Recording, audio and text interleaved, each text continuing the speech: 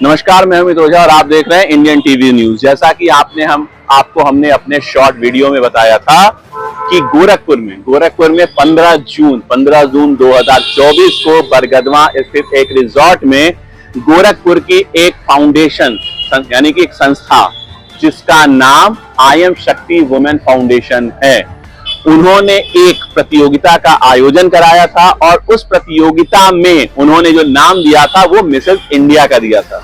जबकि आपको ये बताते चले कि ये प्रतियोगिता कहीं से भी मिसेस इंडिया नहीं थी, क्योंकि इसमें जो पार्टिसिपेंट्स थे वो ज्यादातर गोरखपुर के थे। आपको बताते चले कि जो टोटल प्रतिभागी थे वो सिर्फ और सिर्फ 18 थे।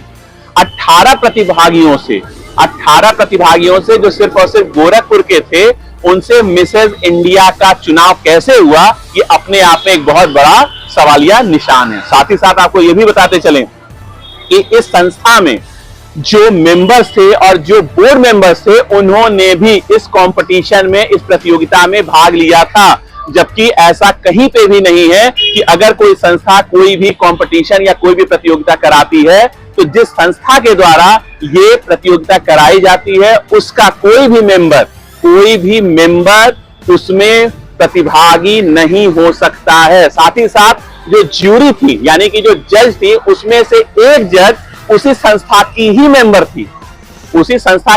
थी और साथ ही साथ आपको ये भी बताते चले कि जो हमारे पास ऑडियो क्लिप्स और जो महिलाओं ने बयान दिए हैं, उनकी जो गोपनीयता है वो हम भंग नहीं करना चाहते, लेकिन जो भी संबंधित विभाग, संबंधित अधिकारी जब भी हमसे मांगेगा वो हम सबूत के तौर पर दिखाएंगे। लेकिन उसमें जो महिलाओं ने आरोप लगाए हैं वो बिल्कुल जायज है, क्योंकि इस संदर्भ में जो हमारी इस संस्था की जो मेन है प्रेसिडेंट कह लीजिए, कंचन सोनी, जिनके द्वारा यह प्रतियोगिता आयोजित कराई गई थी, उन्होंने ये बताया कि ये प्रतियोगिता थी, इसकी जो फीस थी वो 15,000 रुपए थी। यानी कि जो एंट्री फीस थी वो 15,000 रुपए थी, लेकिन किसी से 10,000 रुपए लिए गए, किसी से 2,000 रुपए लिए गए, किसी से 3,000, किसी से 5,000। साथ ही संस्था की जो अध्यक्ष है कंचन सोनी, उनका यह कहना है कि संस्था गरीब महिलाओं को प्रोत्साहित करती है, लेकिन गरीब महिलाएं अगर प्रोत्साहित करना ही था तो जो उनकी संस्था की मेंबर्स हैं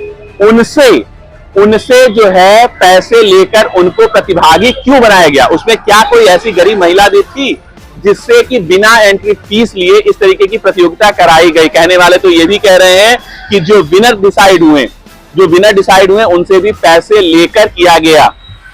क्या सच्चाई है, क्या नहीं सच्चाई है, ये तो जांच का विषय है, लेकिन जो महिलाओं के आरोप है वो बहुत ही ज्यादा संगीन है। साथ ही साथ एक ऑडियो क्लिप ऐसी भी है जिसमें उस महिला ने यह भी स्वीकार किया है कि उनसे यह कहा गया कि अपने गहने गिरवी रखकर आप जो है इस प्रतियोगिता में भाग लीजिए, क्योंकि ऐसी प्रतियोगिताएं बार बार नहीं होती हैं, गहने आते हैं, गहने जाते हैं। साथ ही साथ आपको ये भी बताते चलें कि जो इसकी अध्यक्ष हैं वो ये डिसाइड करती हैं कि कौन सा इवेंट या कौन सा गोरखपुर में क्लब है जहां पे हाई क्लास के लोग और लो क्लास के लोग जाते हैं। गोरखपुर में एक बहुत फेमस संस्था है संगिनी में जाने वालों को कंचन सोनी लो क्लास का बताती हैं।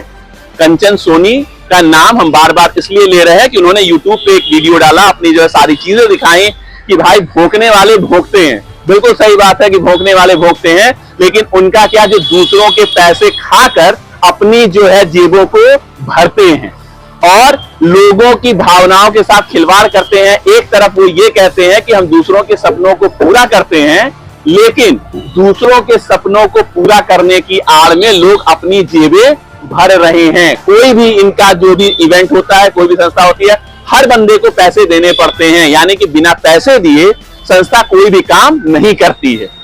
मेंबर बनना है उसके लिए पैसे दीजिए, ज्यूरी बनना है उसके लिए पैसे दीजिए, कोई कल्चरल प्रोग्राम होता है उसके लिए पैसे दीजिए।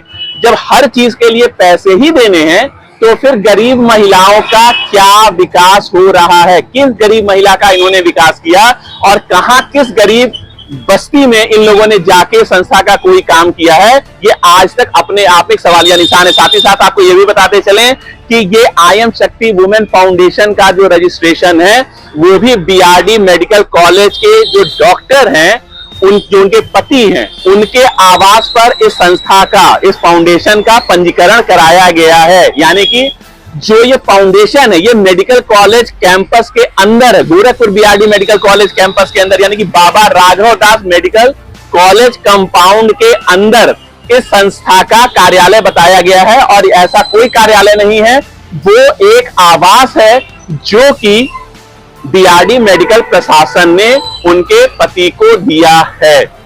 और जो 15 जून को प्रोग्राम हुआ था उसमें कितने मुद्दे हैं, कितने सवाल हैं, ये अपने आप में एक सबसे बड़ा सवालिया निशान है। लेकिन जिन महिलाओं के साथ धोखा किया गया ये सबसे बड़ा अपने आप में एक सवाल है। और इस संदर्भ में जब हमारी कंचन सोनी से बात हुई तो उन्होंने बोला कि वो अभी शहर से बाहर जा रही हैं, बाहर आने के बाद वो हमसे वार्ता करेंगी। लेकिन आपको ये बताते चलें कि सूत्रों के मुताबिक अभी 1 से 2 दिन में उनका फिर से एक प्रोग्राम होना है और इसमें भी उन्होंने महिलाओं से चार्ज किया है। साथ ही साथ ये भी कहा है कि वो आए या ना आए लेकिन फिर भी उनको पैसे देने पड़ेंगे। यानी कि संस्था कहीं ना कहीं लोगों की मदद के आड़ में केवल और केवल लोगों का शोषण कर रही है, महिलाओं का शोषण कर रही है। और जिस हिसाब से आई एम शक्ति वुमेन फाउंडेशन खुद कहती है, ये कहीं से भी शक्ति वुमेन फाउंडेशन नहीं है, ना ही किसी महिला को शक्ति बनाया जा रहा है, सिर्फ और सिर्फ अपनी जेब भरी जा रही है। जब भी कोई इवेंट होता है उसे पारदर्शिता की जाती है। ये माना जा सकता है कि कहीं ना कहीं इस तरीके के आरोप लगते हैं कि पैसे लेकर किसी को विनर बनाया गया। लेकिन सबसे बड़ा सवाल ये है कि जब आपके विनर पहले से डिसाइडेड थे तो इतने लोगों को बुलाकर मीडिया को गुमराह कर आपने इस तरीके का आयोजन कराया। अगर आपको आयोजन कराना ही था तो मिसेस इंडिया की जगह आप मिसेस गोरखपुर भी कर सकती थी। सिर्फ 18 लोगों को लेकर आपने पूरे भारतवर्ष का किसी को मिसेस इंडिया बना के कैसे घोषित कर दिया? इसका सवालों के जवाब कंचन सोनी ही दे सकती हैं। लेकिन कंचन सोनी ने झूठ बोला कि वो शहर से बाहर है और उन्होंने किसी भी तरीके का स्टेटमेंट देने से सीधे मना कर दिया। यानी कि मीडिया उनके पीछे दौड़ेगी तब वो अपना स्टेटमेंट देंगी। और जो कुछ भी उन्होंने बोला है, जो कुछ भी उन्होंने कहा है और जो कुछ भी साक्ष्य हमारे पास मौजूद है वो इस बात की तरफ कहीं ना कहीं इशारा करते हैं कि ये प्रतियोगिता कहीं से भी निष्पक्ष नहीं थी। हाँ, अगर कंचन सोनी हमारे इस कैमरे पर आकर हमसे अपना पक्ष रखना चाहेंगी तो उनका भी पक्ष हम सुनेंगे और अपने चैनल पर दिखाएंगे। गोरखपुर से इंडियन टीवी न्यूज के लिए अमित ओझा की रिपोर्ट।